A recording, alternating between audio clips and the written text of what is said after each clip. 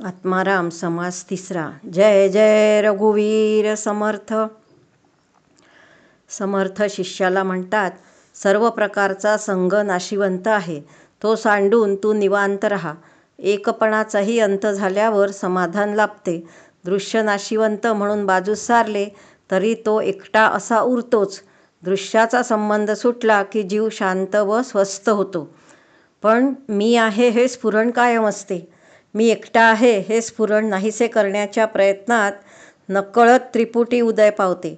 दृश्याची आसक्ती ठेवणारा मी दृश्य व आसक्ती ठेवण्याची क्रिया. दुसरी अनासक्तीची अवस्था. मी निस्संग आहे, यातही अहमचे स्फुरण आहेच, म्हणून निस्संग मी याचेही चिंतन नसावे. आता मी आत्मा आहे ही शुद्ध जाणीवसुद्धा नाशिवंतच आहे, म्हणून ती जाणीवसुद्धा सोडली पाहिजे. जिथे साऱ्या वृत्तींसहित मन विलीन होते ती उन्मनी अवस्था, हे तुझे खरे स्वरूप समजावे. जाणीवेच्या 3 अवस्था, जागृती, स्वप्न, सुषुप्ती. चौथी ज्ञानमय तुरीय अवस्था. मी देह आहे ही जाणीव किंवा मी आत्मा आहे ही जाणीव, दोन्ही वृत्तीच आहेत. म्हणून संग निस्संगाच्या अतीत व ज्ञान अज्ञानाच्या अतीत अशी उन्मनी अवस्था ते तुझे स्वरूप आहे. आता उन्मनीचा अनुभव तोही नाशिवंतामध्ये आला. सर्व अनुभवाच्या वेगा राहिला तो तू आत्मा. अज्ञानी अवस्थेत अनुभव घेणारा मी, जिचा अनुभव येतो त्यापासून वेगळा राहतो. ज्ञानी अवस्थेत एकरूप होऊन राहतो. त्याही पलीकडे मी उरत नाही, पण अनुभव राहतो. अनुभवाची मर्यादा परमात्म स्वरूपाला घालू शकत नाही, म्हणून अनुभवरहित असा जो आत्मा ते तुझे खरे स्वरूप आहे. हे बोलणे देखील खरे नाही. आता किती पाल्हा लावायचे. वेद, शास्त्रे, पुराणे देखील पराभूत होतात. शब्द कितीही सामर्थ्यशाली असले तरी शब्दात परमात्म स्वरूपाचे वर्णन करू शकत नाहीत. अध्यात्म ग्रंथामध्ये जे जे सांगितले आहे ते आत्मस्वरूपापर्यंत पोचू शकत नाही. सांगणे, वर्णन करणे हे सर्व मायेच्याच कक्षेत येते आणि परमात्म स्वरूपाला तर मायेचा स्पर्शही होऊ शकत नाही. परमात्म स्वरूप अत्यंत निर्मळ, सगळीकडे गच्च भरलेले, सर्वांचे अंतिम स्थान आहे. जिकडे पाहावे तिकडे सन्मुखच आहे.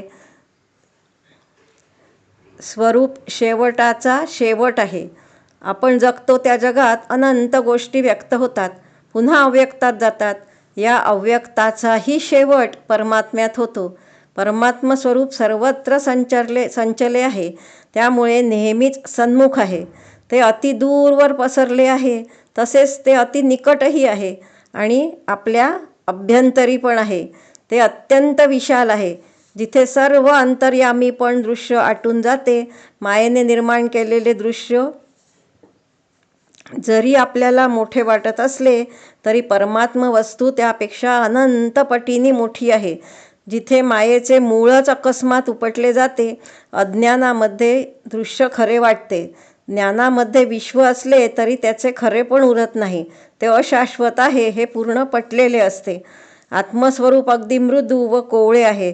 ते सगळ्याहून अत्यंत जवळ आहे, जे सगळ्यांमध्ये आहे पण अलिप्तपणे व निराळे आहे. विश्वाच्या रचनेमध्ये आत्मा व अनात्मा या 2 गोष्टी आहेत. आत्मस्वरूपाने विश्व धारण केले आहे. माझ्या चेतनेला चैतन्य देणारा आत्माच आहे. त्याच्या इतके निकट दुसरे काही नाही. आत्मस्वरूप हलत नाही, डोलत नाही, सगळीकडे स्वतःच संचले आहे. ते एकटे एकच आहे. अनात्म एकदेशी असते, त्यामध्ये हलणे, बोलणे, डोलणे शक्य आहे. पण आत्मस्वरूप एकलेक, अनंत, अखंड, सूक्ष्म, निरंतर, सर्वदेशी, निःशब्द, महामौन होय. आत्मस्वरूप आकाशात अंतर्बाह्य भरलेले आहे. आकाशही अखेर आत्मस्वरूपात मुरून जाते. ते मुरल्यानंतर एकजिन्सी आत्मस्वरूप तेवढे शिल्लक उरते. आकाश पुष्कळसे आत्मस्वरूपासारखे भासते, पण तेही जिथे मुरून जाते ते आत्मस्वरूप अतिशय मोठे व सर्व पंचभूतात असूनही त्यापासून अलिप्त आहे. जे चळत नाही, ढळत नाही, चळत्यामध्ये आहे पण चळत नाही, पण ते कळून येत नाही. वायूमध्ये आहे, वायूची हालचाल झाली तरी आत्मस्वरूप चळत नाही, त्यात बदल होत नाही, म्हणून ते आहे असे कळत नाही. पृथ्वी, आप, तेज, वायू, आकाश या सर्वांना आत्मस्वरूप व्यापून आहे, पण त्यांच्या गुणधर्मापासून ते अलिप्त आहे. अग्नीत आहे पण जळत नाही, जळात आहे पण बुडत नाही. विश्वातील घडामोडींपासून आत्मस्वरूप अलिप्त आहे. आत्मस्वरूपाला कोणी नेऊ शकत नाही, ते चोरता येत नाही. कल्पांत झाला तरी ते अणुमात्रही कमी होत नाही. जड द्रव्य वस्तू इकडून तिकडे नेता येतात, चोरता येतात, त्यात कमी जास्त होण्याचा गुण असतो, त्याला ऱ्हास असतो. पण आत्मस्वरूप सगळीकडे आहेच, ते अमर्याद आहे. त्यामुळे एखाद्या वस्तूसारखे ते इकडून तिकडे ठेवता येत नाही किंवा चोरताही येत नाही. समर्थ म्हणतात की आत्मस्वरूप ज्ञानचक्षूंनी लक्षिता येत नाही. अज्ञान दृष्टीमध्ये द्वैतामध्ये एक पाहणारा एक दृश्य असे वेगळेपण असते, पण ज्ञानदृष्टीमध्ये पाहणारा व आत्मस्वरूप दोन्हींचे अद्वैत असते. त्यामुळे पाहणारा वेगळा असा उरतच नाही, त्यामुळे पाहण्याची क्रिया पण नाही. आत्मस्वरूपाच्या तादात्म्याने अनुभव येतो. आत्मस्वरूप निराकार आहे, त्यामुळे तिथे आकार भस्मून जाय असे समर्थ म्हणतात. जे जे सांगितले ते साकार होते, म्हणून आत्मस्वरूपाबद्दल सांगता येत नाही. सांगणे आत्मस्वरूपापासून भिन्न राहते. शब्द मुळातच साकार दृश्याबद्दल बोलण्यासाठी निर्माण झाले, पण अडचण अशी आहे की जर मी काही सांगितलेच नाही तर तुला आत्मस्वरूपाचे आकलन तरी कसे होईल. बोलले तितके विरून जाते, पण बोलता बोलताच त्यामधील अर्थ प्रचितीला येतो. तो अर्थही ओलांडला की आपण आत्मस्वरूपच होऊन जातो. मी आत्मस्वरूप आहे हा अनुभव देखील मायेच्या कक्षेत येतो. त्याचा शोध घेणाऱ्याला ते सापडल्याचे समाधान मिळणार नाही. मला आत्मलाभ झाला याचा आनंद देखील विरून जातो. देहबुद्धी म्हणजे मी देह आहे असे स्मरण असते, तर आत्मबुद्धीमध्ये मी आत्मा आहे हे स्मरण असते. पण दोन्हीकडे माया निर्मित मी असतोच. या मायेचे मूळ शोधायला जाणारा मी पण माईक आहे. मी आत्मानंद भोगतो हेही जाऊन केवळ आनंद स्वरूपच उरते. अहम ब्रह्मास्मी म्हणणे म्हणजे देहबुद्धी आलीच. देहबुद्धीने परमार्थात न्यूनपणा येतो. देहबुद्धीत देहाशी तादात्म्यता असते, ज्ञानाच्या अवस्थेत विश्वाशी समरस असतो. देहबुद्धी किंवा आत्मबुद्धी दोन्ही ब्रह्मदर्शनाच्या आड येतात. देहबुद्धी टाकायची उर्मी ही सुद्धा मायेचीच उठाठेव आहे, पण म्हणून काय ती अंगीकारावी? देहबुद्धीचा अंगीकार करू नये. मी ब्रह्मरूप आहे ते एक स्फुरण, तर मी देह आहे दुसरे स्फुरण. एक ज्ञानमय तर दुसरे अज्ञानमय आहे, पण मी देह आहे हे स्फुरण नाहीसे व्हावे हे प्रेरणा देखील मायेचाच प्रकार आहे. मायेच्या शक्तीमुळेच ब्रह्मज्ञान होते, मायेमुळेच समाधान शांती मिळते. मायाच मायेत गोवते आणि मायाच मायेचे बंधन तोडते. या विश्वाची उभारणी, संहारणी आणि वर्तमानात सर्व व्यवहार सुरळीत चालणे हे सर्व अनंताच्या शक्तींमधील एक मायाशक्ती घडवून आणते. आनंदस्वरूप आत्म्याला ती अज्ञानात गुंतवते आणि अज्ञान नाहीसे करण्याचे सामर्थ्य देऊन त्यास सोडवते आणि स्वस्थ व शांत करते. मायाच स्वतःहून स्वतःला बंधनात अडकवते, आपणच आपल्याला वेढा लावते. प्राणी मात्र जीवाच्या अभिमानाने दुखवले जातात. जीव, चित्त व जड यांचे मिश्रण आहे. एकाच परमात्म्याच्या अतिलघुरूप अंशाने जीव प्राणी तयार झाले, त्यामुळे त्यांना वेगळेपण आले. मुळात वेगळेपण नाही, त्यामुळे मी करता आहे याचे जीवाला भान असते, त्यामुळे त्याला सुख दुःख भोगावी लागतात. समर्थांनी दासबोधात म्हटले आहेच, मी करता म्हणसी तेणे तू कष्टी होसी, राम करता म्हणता पावसी यश कीर्ती प्रताप. लोक सारीपाट खेळतात, खेळासाठी दुसऱ्यांकडून सोंगट्या मागून आणतात. त्यांच्यात खेळायला बसताना सोंगट्या वाटून घेतात. या माझ्या, या तुझ्या अशी वाटणी करतात.